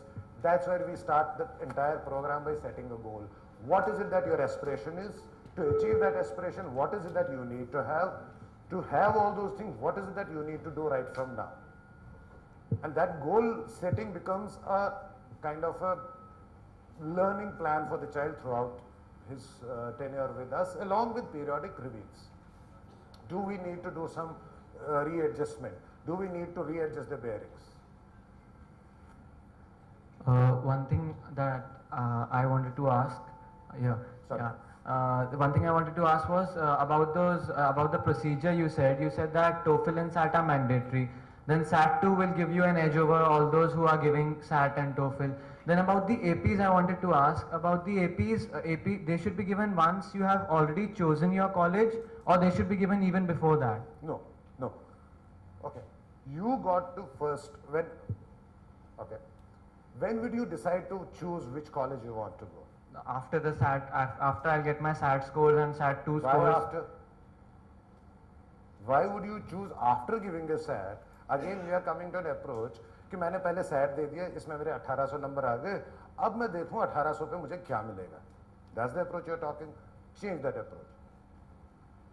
Change that approach. First look at what is it that you want to do. आपको कौन सा programme करना है, किस university में करना चाहते हो, said that then look into his university, what are the parameters they look into when choosing a student. What is the average SAT score they had? Do they look for an AP plan? Do they look for a SAT subject paper? And then actually have a preparation plan. SAT, में अगर आप SAT reasoning, the erstwhile SAT reasoning में appear कर रहे हो, you would appear with a goal. You will not just sit in it for a practice sake, let me achieve whatever marks I get and see what college I get. If I know that if I have to get into top 100 and I need a score of 2300 in SAT, my entire planning would be tuned towards that, how to get 2300 in SAT. It's not how to qualify SAT. But in that case, what would be a plan B? What if you do not score 2300? And what happens? So here, that's where this is a system where there is no plan B needed. I'll tell you why. SAT reasoning is not the only parameter which every university looks in.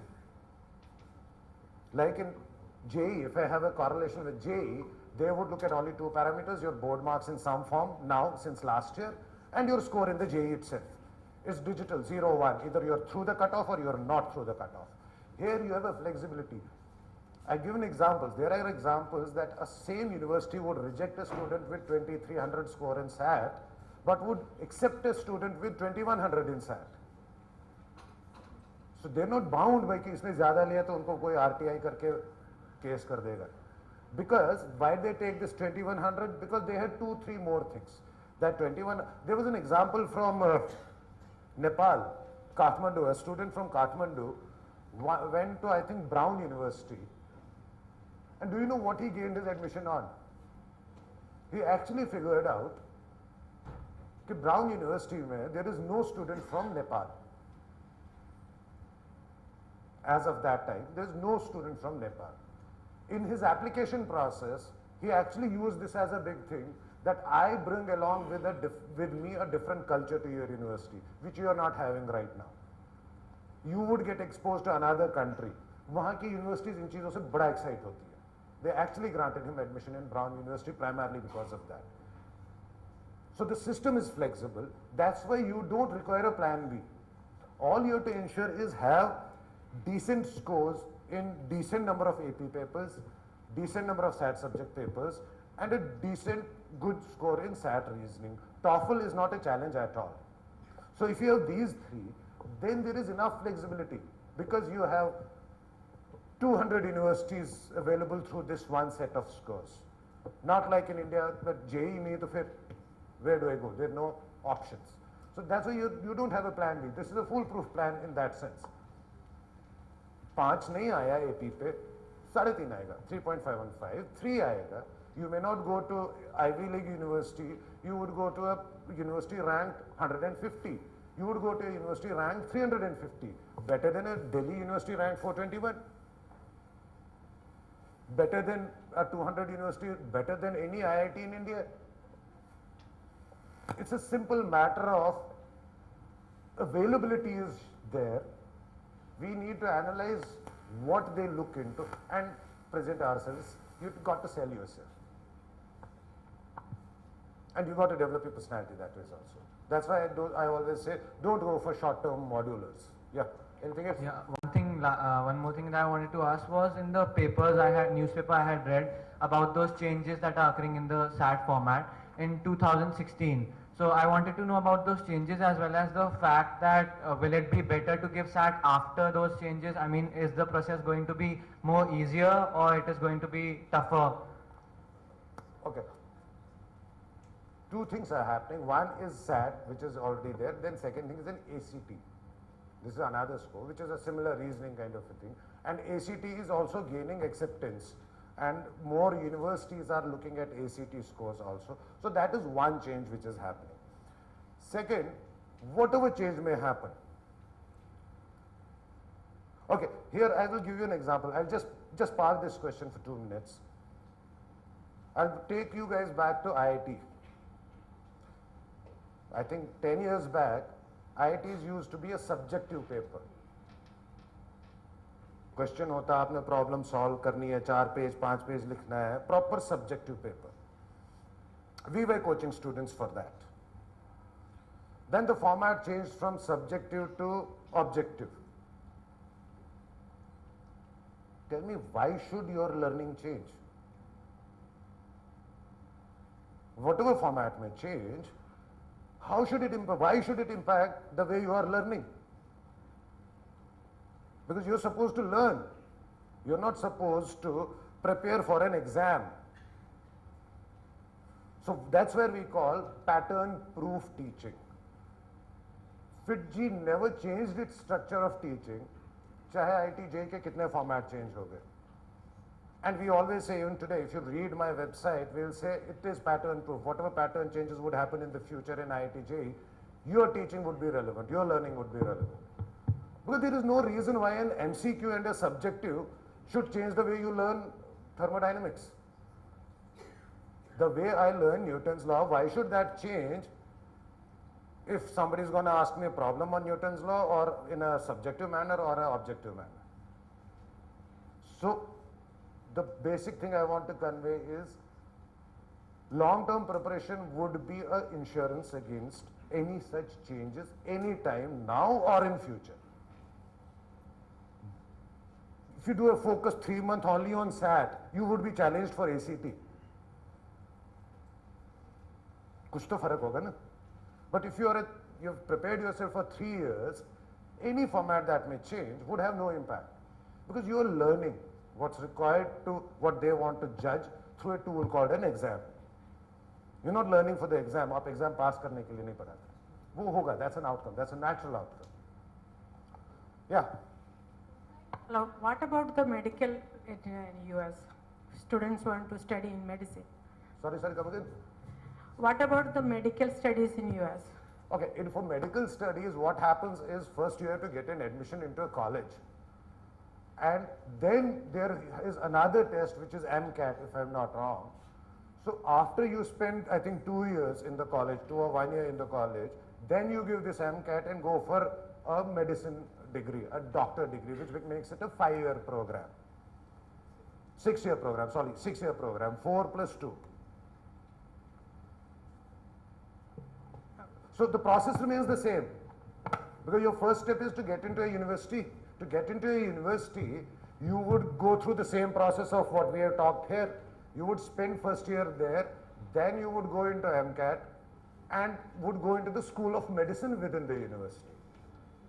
There is no direct admission to a School of Medicine in the university. You have to go through the university and then School of Medicine, which typically there is no risk. If you want to do medicine, and if they have taken you at the initial level, 99% you do get into the School of Medicine, also provided you do a reasonable performance in MCAT. You're not actually telling them, don't take me. Yes, sir. Just one more question. This might be a little too procedural. Are shift of programs possible within FITG? So if my son is enrolled in FITG in, say, IIT preparation, and now I want to shift him to this course, is that possible? I would want to give, before I give a digital answer of yes or no, I'd want to add a disclaimer that, again, what I told that student in the end, once a route is chosen, don't try and move out. If it's very clear that wahan nahi ho raha hai, after a lot of deliberation and thinking, then only you take a decision. Yes, time to time, we do have those possibilities where the shift can happen. So just enrolled, not even the classes haven't Can started happen. as yet. Can happen. Can happen. Yeah. Yeah. What kind of exams does AP include? Like, what kind of tests are there? In terms of AP subjects? Yeah. Okay. So what we would do is once you walk out here, you would get a information booklet, which would have actually the complete detailed information about APs, SAT subjects, what papers, the entire works around them. Can you just show me that small booklet? I think it's here. Hang on. I have.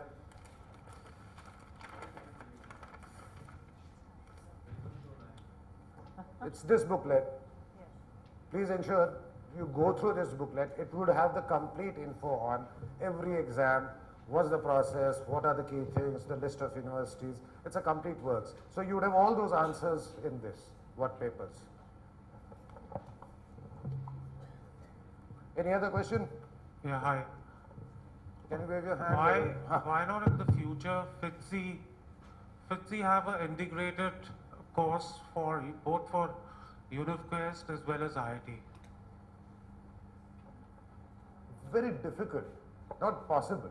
If I understood your question rightly, you're saying that why can't we have a same course which prepares for IIT also and US also?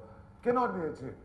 It's like a high jumper and a triple steeplechase jumper being trained by the same method. Different parameters required.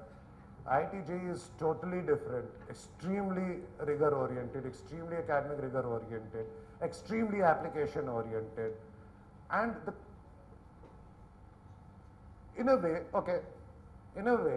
the AP exam that we're talking about from a difficulty level would be as good as JEE, but it still doesn't scare students. Scare is not from the difficulty level of the exam. Scare is from the fact that there are 15 lakh students appearing in this goddamn JEE, out of which 9,000 students would be taken in. डर वो है. यहाँ पे same level का difficult exam भी है. अगर उसमें मैं 3 भी score करता हूँ on a scale of 5, if I even score 3, that's good enough. I don't have to be among the top 2%. The difference between US and India is that I don't have to be among the top 2%. Otherwise, these are two different streams altogether. Can't have the same parameters. So, afternoon, sir. I am from a boarding school. My students are sitting beside. I want to know that if we are planning from class 8th or class 9th for an average or above average student, then shall we work more with them and take to the FITGI normal course preparation for JEE? Or shall we prefer USA Uniquest? If there is are capable of paying, financial bracket is not there. It's a very tricky question, but I would respond to that. Look, I said somewhere, I know if I have to crack Indian competitive scenario in a very good institution, I got to be in the top 2% of the student universe. It's not a matter कि मैं कैसे perform करूं. मेरे 90 marks आते हैं या 80 आते हैं या 100 आते हैं, उससे कोई फर्क नहीं पड़ता. फर्क पड़ता है क्या मैं टॉप 2 में हूं. Correct. So hard work would increase your numbers, increase your percentage, but it will not assure that you can be in that top 2%. That's a factor of उस टाइम पे और कितने लोग दे रहे हैं. Sir, the problem is that in our scenario, particularly, things goes by trust. Whatsoever a teacher says, student trust. Whatsoever an institute says, they trust. Sir, ये आपकी situation में नहीं है. And opportunists also. 100%. So, particularly in a boarding school, the parent depend on the teacher concerned. They say, sir, whatsoever you will say, they will follow. And they can pay also. So, what is the safe route? Safe route is to the USA Uniquest or preparation for the JEE. Okay, if you got to be safe, and if the student can afford to pay, definitely you should look at US. 2 reasons. मैं जैसे तैसे मेहनत करके IIT में जा भी रहा हूँ. पोस्ट ग्रेजुएशन के लिए 90% मैं US जाऊँगा. I am a student in a boarding school, already living out of my family, already living out of my house. My maturity level is very good. Whether in that situation, if I am emotionally so mature, I am in a boarding school, I should not even consider IIT. I should not, if my parent can afford to pay. Why should I even consider IIT? मेरे parents अगर 15 लाख 20 लाख महीने साल का दे सकते हैं, and that can take me to a Stanford, what else do I want? Here you are doing a great service to the kids by telling them forget this, go there. वहाँ वो challenge नहीं कि मुझे top 2% में रहना है. वहाँ इनका ऑप्टिमम बेस्ट मिलेगा. So, if you can afford, go for that. The second question is, sir, we want to know regarding the corporate law.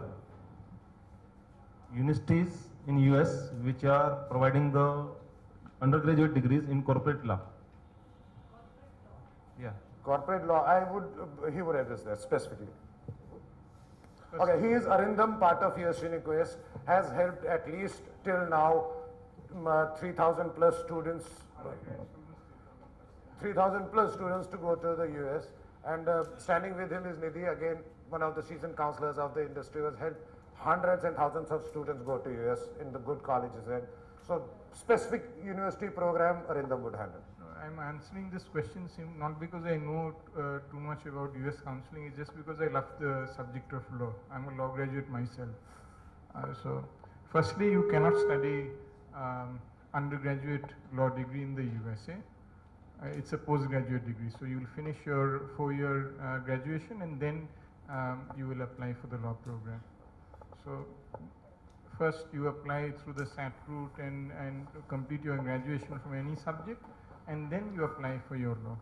As far as corporate law is concerned, I will still not recommend any students studying law outside of India, simply because if they want to come back and practice here, then the Bar Council of India will ask you to write an exam where 85% of the students will fail, because you need to know the local IPC, the Civil Procedure Code and other such things. For medicine, see, yeah, absolutely. But normally what happens is, whenever you study medicine outside of India, normally you will get absorbed in the entire Europe. I mean, because they have an aging population, so they need more and more number of doctors rather than India. But law ke liye, typically, if you are sort of studying law in the USA, to practice law in the USA, you also then need to have either a green card or a citizenship in order to get enrolled in the local bar. So that becomes a problem. Not so far as the medical degree is concerned, you do not need to have a green card or you do not need to have a citizenship. So long as you have a working visa, it's all right.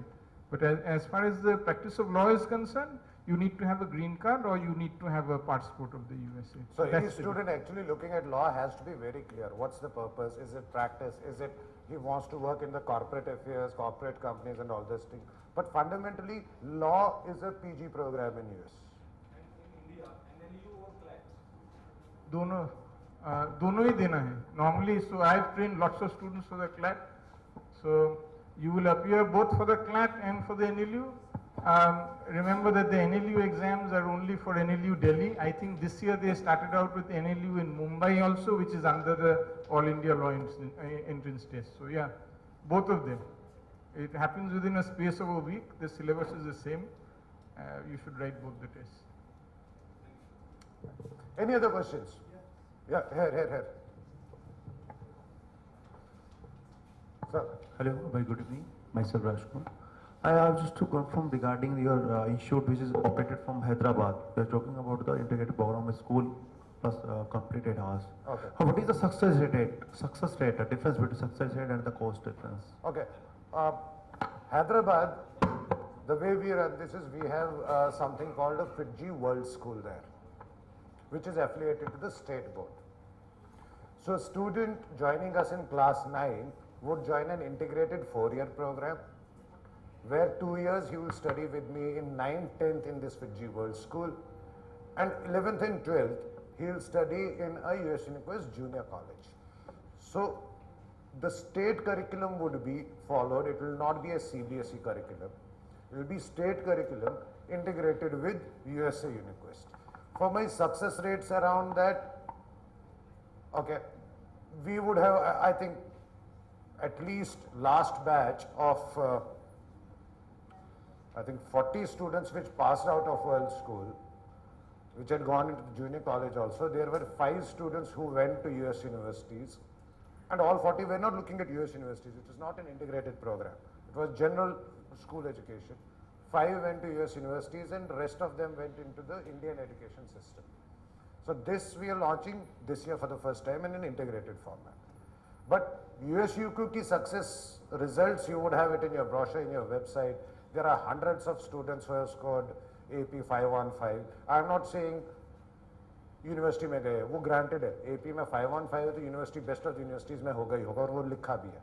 There are hundreds of students. What about the enters in the 11th class for the same 11th student going on appearing in the 11th? Come again? A past student from 10th class. You're talking about the 9th and 10th, then they. No, this year we would only launch a 4-year program. 11th, 12th we are not taking this year in an integrated format in Hyderabad. What about the cost? Cost. Okay, those details, Nidhi meets later on. She would give you those details. Thanks. Any other question? Otherwise, Thank you so much for being here. It was actually interesting to interact with you in the end. I hope there has been some value addition added to your information base through today's interaction. Thank you so much for coming here. Need any further information? Want to join now US UnivQuest? We are available outside. Please seek help and do whatever you want to do. Thank you so much for being here.